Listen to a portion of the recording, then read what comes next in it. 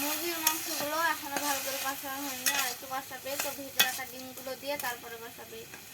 এবার ডিম আর মাংসগুলো একসাথে ভালোভাবে কষাবে। আজকে দেশি মুরগি ডিম আর দেশি মুরগি ডিম মাংস রান্না হবে, খেতে কিন্তু অনেক ভালো লাগে। সুপ্রভাত বন্ধুরা, কেমন আছেন সবাই? আশা করি ভালো আছেন। আপনাদের দোয়া ও ভালোবাসায় আমরাও ভালো আছি। তো village blog with Mim YouTube চ্যানেলে আপনাদের আরেকবার নিয়ে আসলাম নতুন আরেকটি ভিডিওতে। তো আজকে সকাল থেকে রোদ, আকাশটা অনেকটা পরিষ্কার, আবহাওয়াটা মোটামুটি ভালো লাগতেছে দেখে। আর গাছে গাছে দেখুন পাখিরা কিচির মিচির করতেছে। আমি রায়ন বাবুকে নিয়ে পাখিগুলো দেখতেছি, অনেক ভালো লাগতেছে। এই যে দেখুন একটা পাখি এখানে বসে আছে, রায়ন বাবু দেখতেছে পাখিটা। তো আজকে মিম নাই, মসজিদে আরবি পড়তে গেছে। তো মিমের আম্মু আজকে কী রান্না করবে সেগুলো তৈরি করে নিচ্ছে। সেগুলো জোগাড়পাতি সব কিছু হয়ে গেলে মিম আসলে রান্নায় বসে যাব। তো আপনারা ভিডিওটি কন্টিনিউ করতে থাকুন, আর আজকে মিম কী কী রান্না করবে সেটি দেখতে থাকুন। তো চলুন বন্ধুরা, দেখি মিম আজকে কী কী রান্না করে।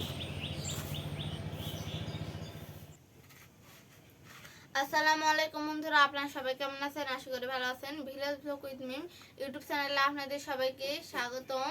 তো আজকে আম্মু এই ডিমগুলো ছিলে রাখছে, আর আমি মুরগিতে আরবি পড়তে গিয়েছিলাম, আসে দেখলাম আম্মু সবকিছু জোগাড় করে রাখছে। তো ভাবলাম আজকে এটাতে একটা রান্না হবে, আপনাদের সঙ্গে শেয়ার করব। তো আজকে ডিম দিয়ে আমাদের বাড়ির একটা মুরগির বাচ্চা জব করছে, ওটা দিয়ে ভুনা ভুনা করে রান্না করব। আর তার সাথে পুঁই শাক দিয়ে, আলু দিয়ে, মাছ দিয়ে রান্না করব। আজকে দুইটি রেসিপি রান্না করব। তো প্রথমে সিদ্ধ করে রাখা ডিমগুলো ভেজে নেব হলুদ লবণ মরিচ দিয়ে।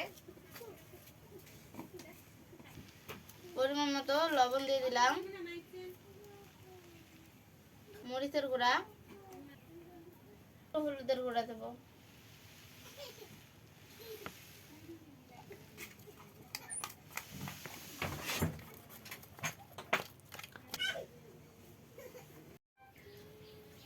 ডিম ভাজি করার জন্য তেল দিয়ে দিলাম। এবার মেখে রাখা ডিমগুলো দিয়ে দেবো। বিসমিল্লাহ।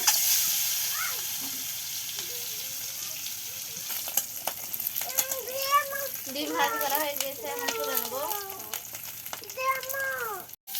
মুরগির ভোনার জন্য পেঁয়াজ কুচি আর কাঁচামরিচ কুচি দিয়ে দিল।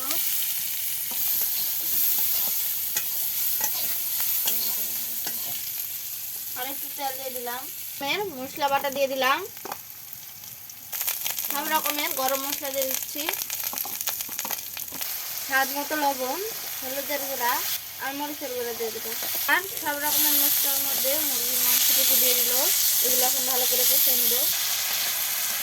মাংসগুলো এখন ভালো করে নেড়ে চেড়ে কষিয়ে নেব।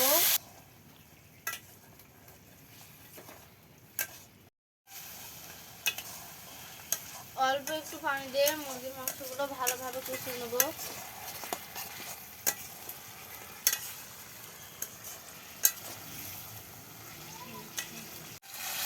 মুরগির মাংসগুলো এখনো ভালো করে কষানো হয়নি, আর একটু কষাবে। তো ভেজে রাখা ডিমগুলো দিয়ে তারপরে কষাবে। এবার ডিম আর মাংসগুলো একসাথে ভালোভাবে কষাবে। আজকে দেশি মুরগি ডিম আর দেশি মুরগি ডিম মাংস রান্না হবে, খেতে কিন্তু অনেক ভালো লাগবে। আপনারা এভাবে দেশি মুরগির মাংস দিয়ে ডিম দিয়ে রান্না করে খান নাকি, তা অবশ্যই কমেন্ট করে জানাবেন। আর আজকের এই রান্নাটা কেমন লাগছে সেটাও কমেন্ট করে জানাবেন। মুরগির মাংস আর ডিম কষানো হয়ে গিয়েছে, এবার পরিমাণ মতো পানি দিয়ে দিচ্ছে। বন্ধুরা, মুরগির মাংস কষা কষা হয়ে গিয়েছে, এখন নামিয়ে নেব। লবণটা সাকে দেখো মিম, কি অবস্থা, লবণ হলো কিনা। দেখতেছি। সুন্দর লাগছে দেখে, আশা করি খেতে অনেক ভালো লাগবে।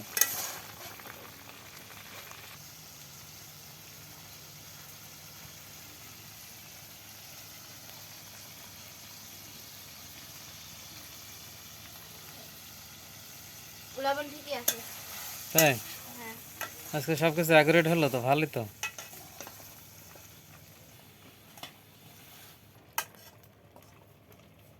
এই তো আপু দেখো।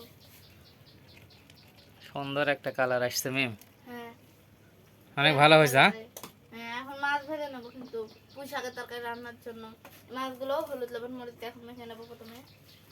এখন মাছ ভেজে নিচ্ছে।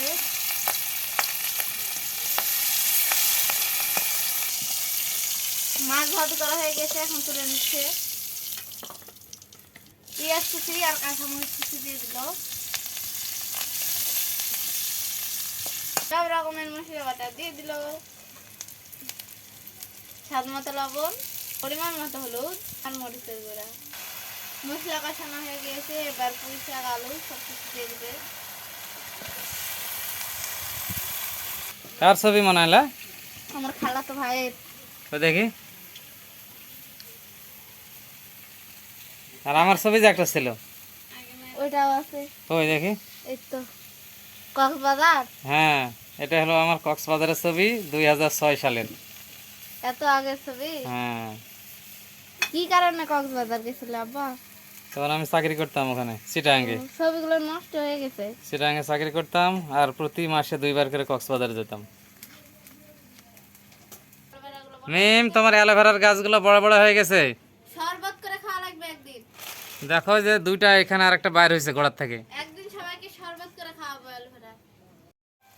পুঁই শাক আর আলু আম্মু ভালো করে নেড়ে চেড়ে কষিয়ে নিচ্ছে। কষানো হলে তারপরে মাছ দেবে। ভালো করে আগে কষিয়ে নিই। তো কিছুক্ষণ এখন আরেকটু ঢাকনা দিয়ে ঢেকে রাখবে।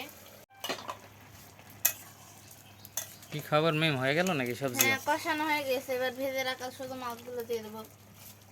সিদ্ধ হয়ে গেছে আলু টালু সব। এবার ভেজে রাখা মাছ দুটো দিয়ে দিই। হয়ে গেল সবজি রান্না। হুম।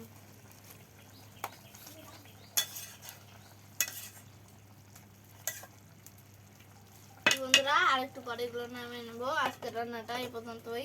এরপর আমরা সবাই একসাথে খাওয়া দাওয়া করবো।